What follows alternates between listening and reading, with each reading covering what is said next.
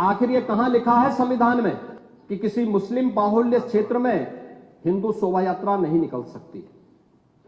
और जब आप रोकते हैं तभी हिंदू पक्ष से भी रिएक्शन आता है कि साहब हम भी नहीं जाने देंगे। भाई मुझे आश्चर्य होता है इन बातों को लेकर के कि मस्जिद के सामने से नहीं निकलने देंगे। क्यों नहीं निकलने देंगे? ये सड़क क्या किसी की है क्या?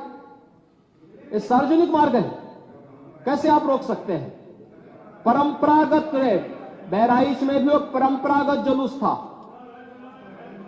परंपरागत जुलूस था, वही मैं कह रहा हूं, परंपरागत जुलूस था। और उसी परंपरागत जुलूस को आगे बढ़ाने के लिए सारे कार्यक्रम संपन्न हुए थे, आगे भी संपन्न होंगे। लेकिन ये चीजें तय करना, ये कहना कि उत्तेजक नारे लगाए जा रहे थे, जय श्री राम का नारा उत्तेजक नहीं है, ये हमारी श्रद्धा का नारा है, हमारी आस्था का प्रतीक है। कल मैं आपसे कहूंगा कि अल्लाह अकबर का जो स्लोगन है ये हमें अच्छा नहीं लगता, नहीं आपको हम रोकें तो क्या आपको अच्छा लगेगा?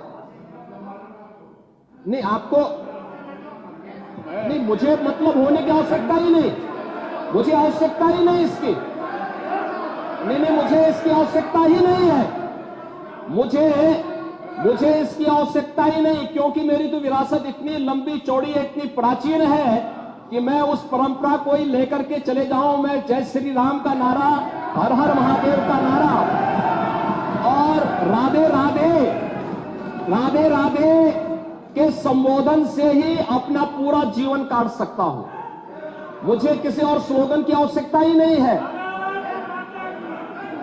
मुझे कोई अन्य नारे की आवश्यकता ही नहीं है, कोई अन्य संबोधन की आवश्यकता नहीं। लेकिन मैं आपसे कहना चाहता हूं, कल कोई आपसे कहेगा, कोई हिंदू भी ये कहेगा कि साहब हमें भी परेशानी है, आप लोग मत बोलिए, क्या आपको अच्छा लगेगा? और कोई भजन गाया जा रहा है, आप उस भजन को अश्लील कैसे कह सकते हैं? कैसे कह सकते हैं? कांवड़ यात्रा में क्या अश्लील गाने बजते हैं? अरे भगवान शिव के गाने बजते हैं, भगवान शिव के भजन गाए जाते हैं।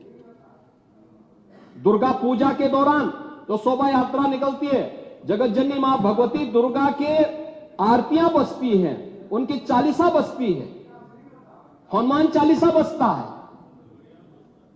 ये हमारे यहां शक्ति के प्रतीक भी है और भक्ति के प्रतीक भी है। नहीं तो वही तो ऐतराज है, समस्या तो उसी बात को लेकर के है, सारा विवाद तो उसी बात को लेकर के है, सारा विवाद तो उसी बात को लेकर के है। और मुझे लगता है आपने बाबरनामा पढ़ा होता तो आप मुझसे बहस करते ही नहीं, जिसमें स्वयं मीर बाकी के द्वारा हरिहर मंदिर तोड़ने का जिक्र किया गया है। क्या बात करते हैं आप? और मुझे लगता है ये जितने लोग यहां पर हैं, ये वहां पे कोई नहीं रहा होगा, लेकिन आपके फोरफादर और फोरफादर के आगे की पीढ़ी उसकी भुक्त भोगी रही होगी, इसलिए आज इस स्थिति में आप लोग वहां पे हैं। कुंदरकी में लोगों का एहसास हुआ है, एक दिन एहसास आपको भी होगा और जरूर होगा।